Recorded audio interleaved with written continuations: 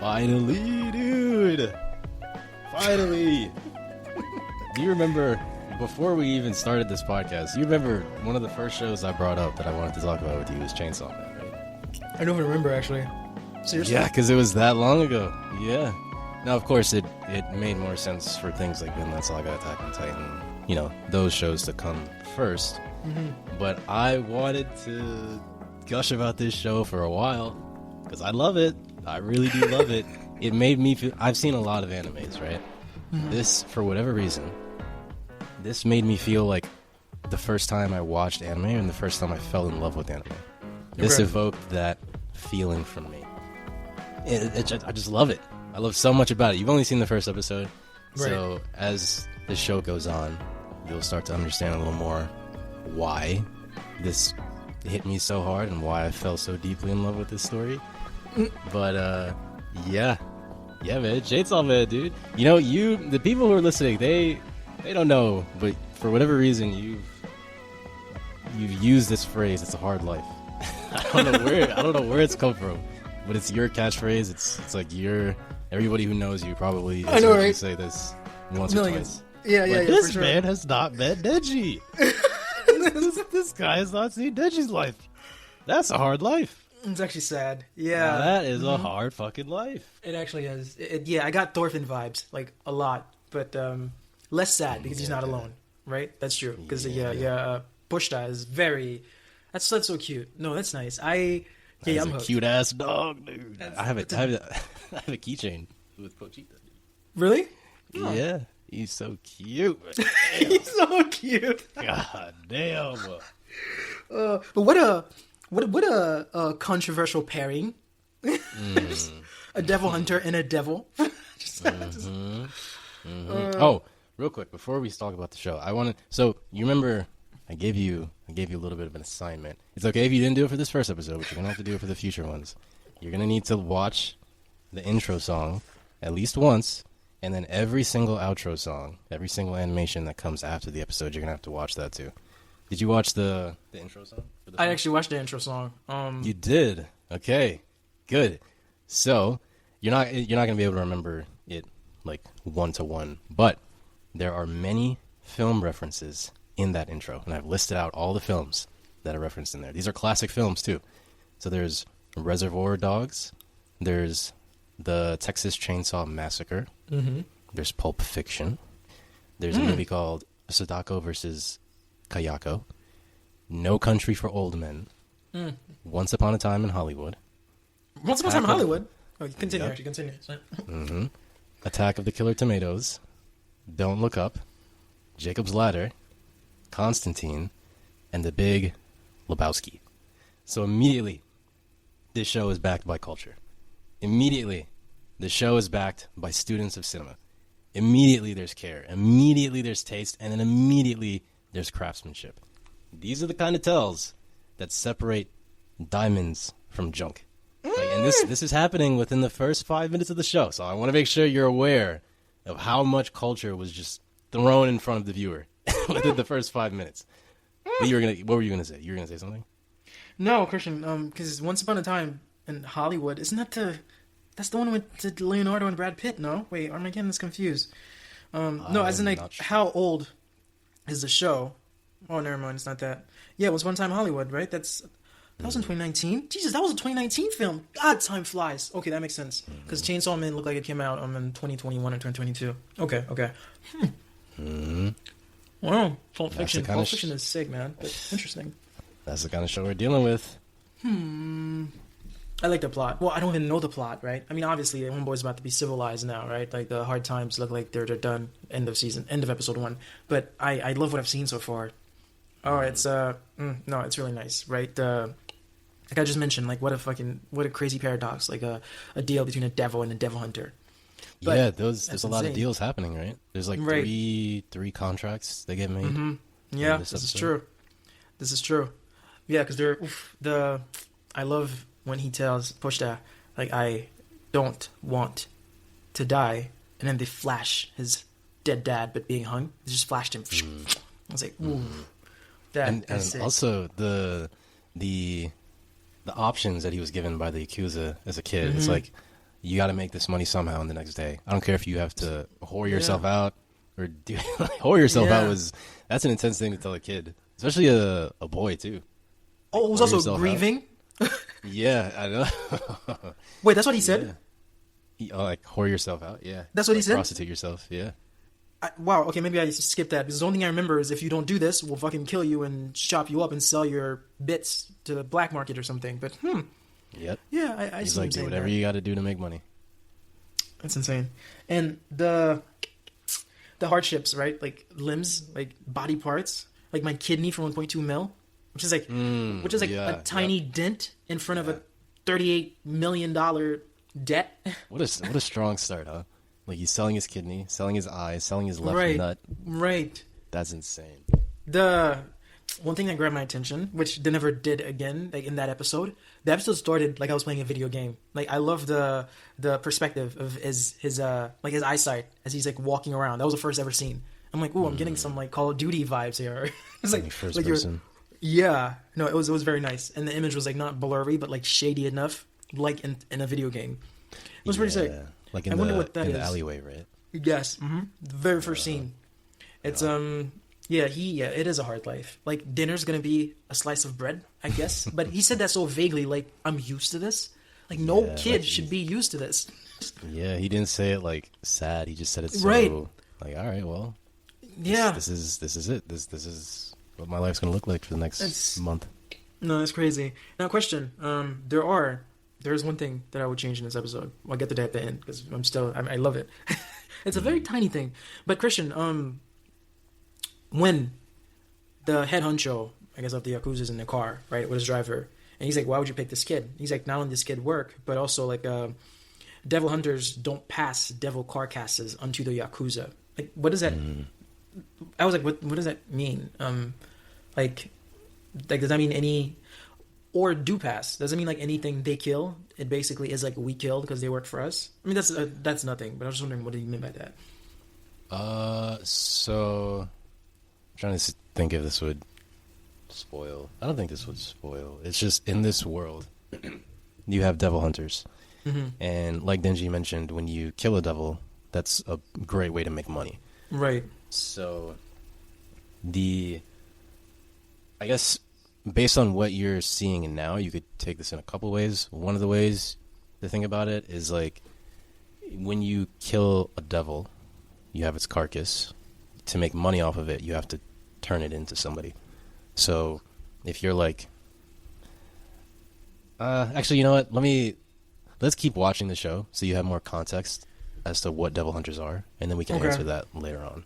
I mean, okay. I guess to me, it just looked like they're like contractors for hire to kill devils.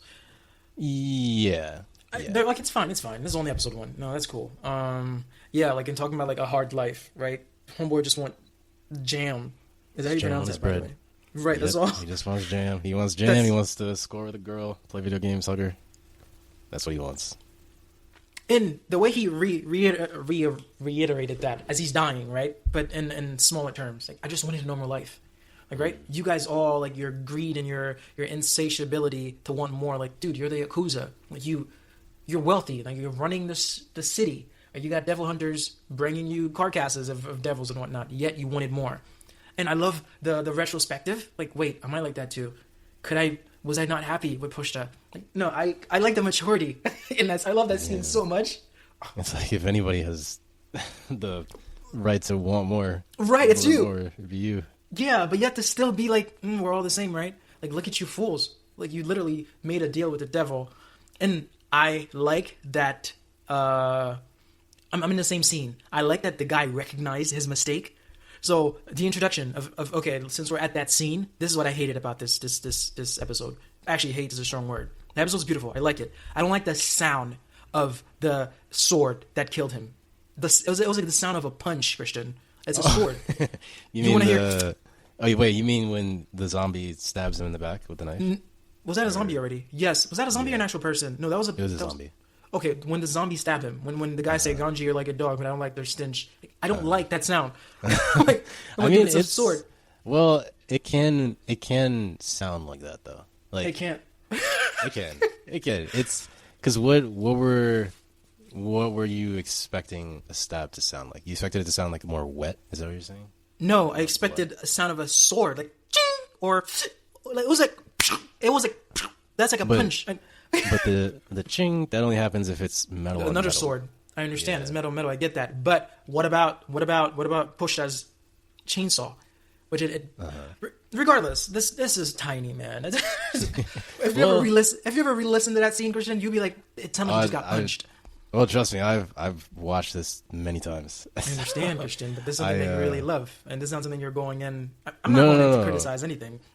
No, because I guess one of the things that I was gonna talk about was how incredible the sound design is in the show. Okay. The knife, I mean, I don't really have like a clear point of reference on what it sounds like to get stabbed by a knife. But I mean, it's fair if you're expecting to sound like something else. But I will say that I guess more so for the music specifically. Like when Denji was getting stabbed, so the song that plays as soon as he's stabbed, they do my favorite thing. I've mentioned this before, probably in a different way, but what they did is the beat is almost sucked away and then it's filled again.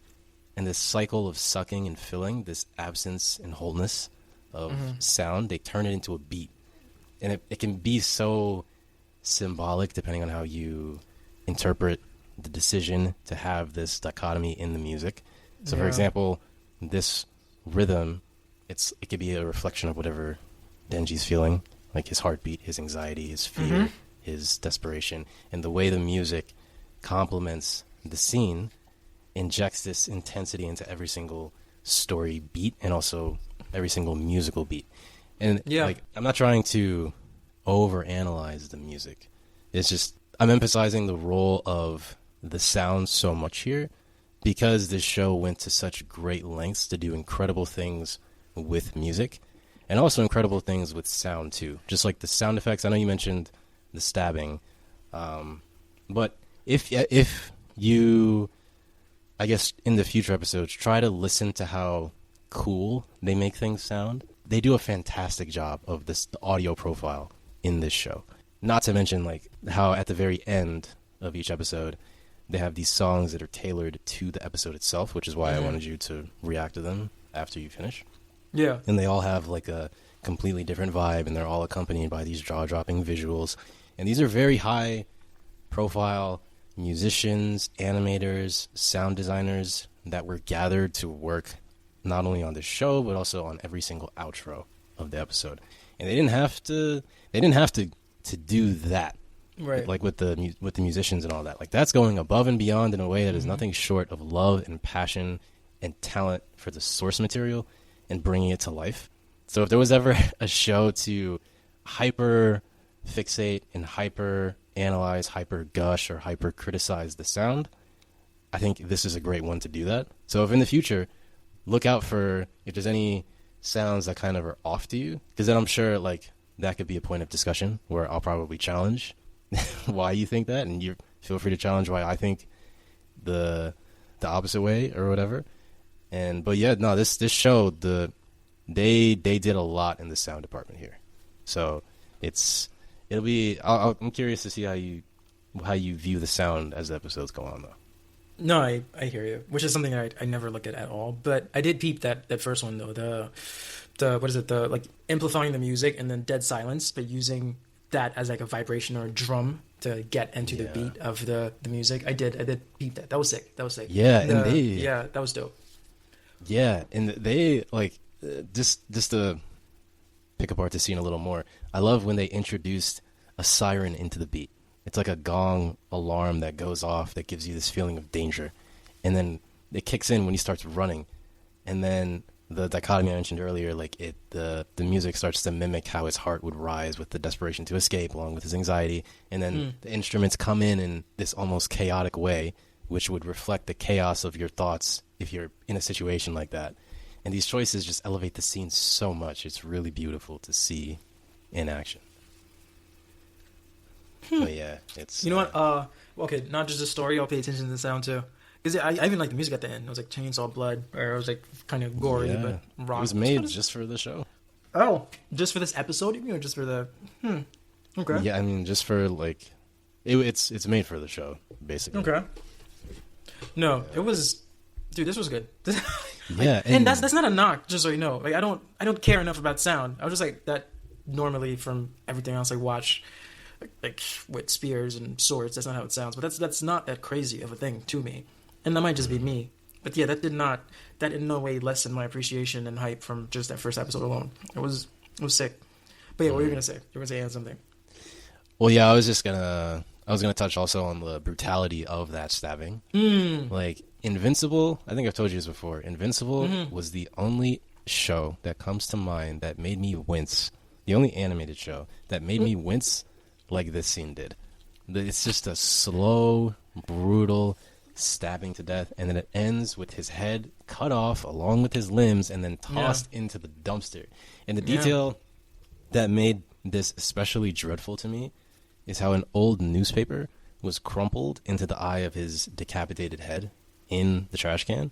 Just an image that really drives home the fact that he is deep in the trash. Like, he is one with it at this point. And it's such a disrespectful and painful end to a life.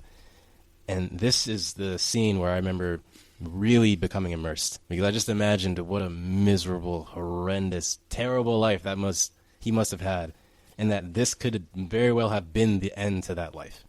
It's just such a awful thing to think about, how he could just end up in the trash like that after all the pain he's been through, right, as a kid. It's crazy. Yeah, and at the same time, right, it would be not even symbolic. Like, in a way, like if you look at his life, he's been a dog, right? He's been trash to the yakuza. Like, they don't even like respect him, and he's aware they don't respect him, right? He's like, hey, you're like a dog, but we don't like your stench. Like he wasn't like appalled by that. And the guy's never that way. This is not Stick, or this is not Askeladd. It was not some father figure. It was straight his boss. Although he's been killing devils, he never got respect.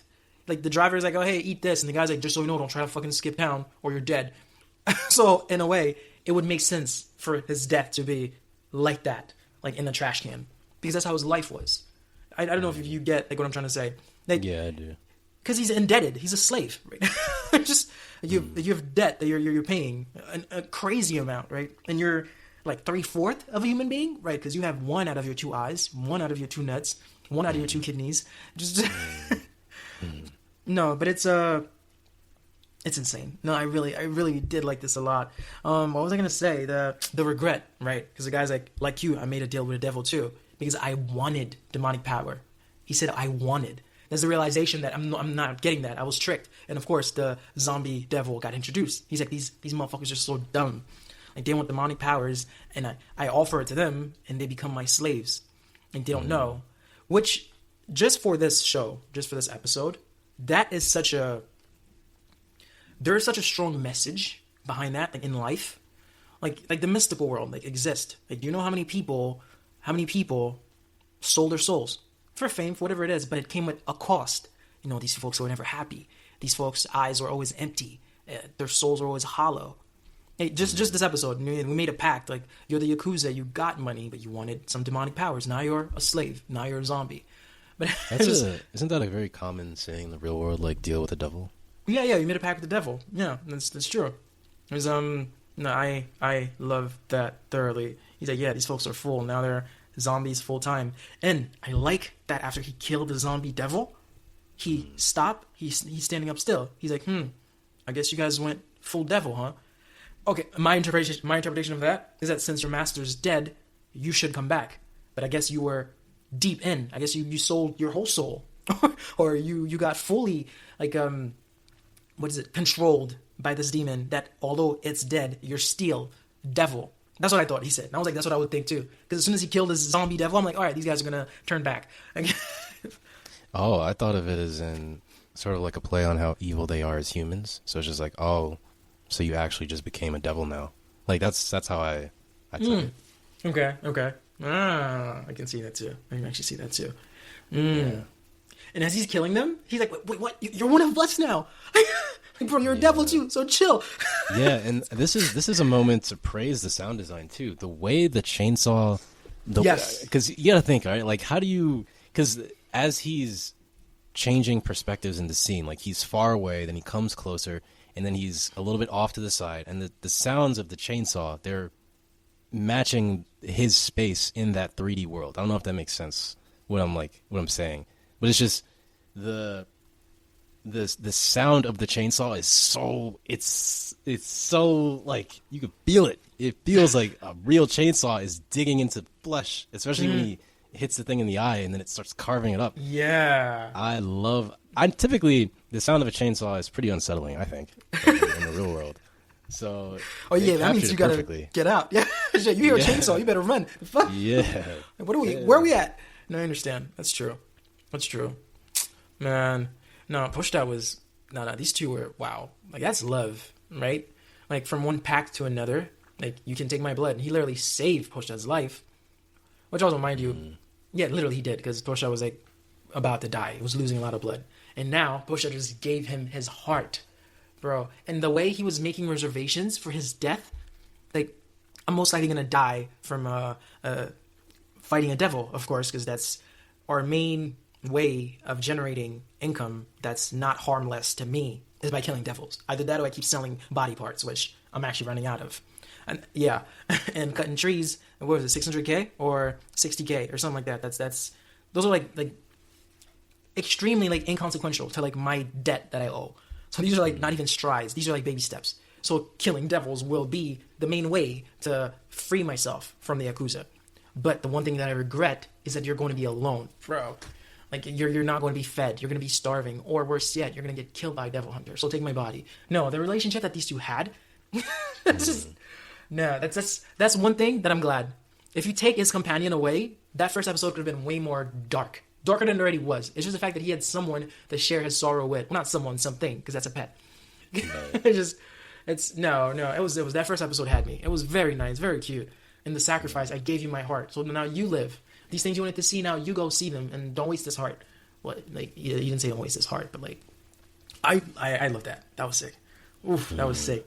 The build up that I already mentioned, right? He's like, you guys wanted more, you already had this. Maybe I wanted to, and then the music. I was I can't blame you. So I guess like with the music, right? Like, because once he is revived by Pochita, and again, it starts with this absence of sound, but the absence is softer, and it's accompanied by a much lighter tone. It's a more hopeful one that slowly surges with energy, and then when he pulls the cord, the song goes quiet. The zombies cover him. You hear the chainsaw whirring, and then the music just explodes into this violent melody of guitars that matches him cutting through the bodies and carving the zombie devil. It's really like maybe that's how they always do it, but I like that the sound of the chainsaw was muffled. Like because he's covered by a bunch of zombies. That's just good. What is it? Seeing Green. Yeah, Seeing Green with Lil Wayne, Nicki Minaj, and Drake. The beginning of Wayne's verse. Like he said, I'm gonna take this. Like I put my mask off. Now let me take this Balenciaga mask off. But he sounds muffled before he says, let me take off this Balenciaga mask. Fire song, Christian. Like, Drake left Earth in this song. Seeing Green. I really like that. It was sick. No, it was sick. It was sick. Sound. I'm not even a sound guy, but this was pretty cool. Ooh, and the girl, of course, man. Yeah, he's like, the paper girl. Yeah. You see those eyes? Bro, that's a Ubel. You see those eyes, dude? Yeah, it's she knows what she's doing. Two red rings, the orange, dark orange back. Ooh. Red rings, where? Oh, the eyes. You're literally talking about her eyes. Yeah, that's a crazy design. Those are hypnotic eyes. She's a Ubel. See, I can tell who's possessed with a look at their face. I'm like, okay. I'm like, mommy, chill. Fuck, what are you, an enchantress? Like, it is what it is. I'm here for it. I'll see. But yeah, and it's so fitting. They take us full circle. That he asked what's for breakfast, and she mentioned like jam, bread, salad, and she keeps going. But it's just the fact that that's the dream, right? That's what. Also, he said he asked like hug me, and he hugged her. That's was also part of his dream. I mean, it's not the full dream, but yeah, it's like part of it, you know. Oh, he can die now. That's it. His bucket list has been checked off. No, that was nice to take it full circle. She mentioned the jam, bro. She gave him the hug. No, he's gonna be taken as a human. He starts living today, which is so ironic, right? Like the day of his death was the day he also started living. That's very how religious of you. Actually, I can't plagiarize that. That's from Catwoman with Halle Berry.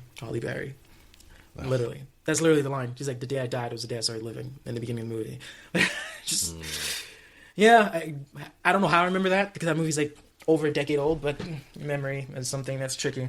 But yeah, it's I like it. I like it a lot actually. It's And this is the same studio who animated the Attack on Titan like season finale, Mappa. And Terror of Resonance. Yeah. Wow.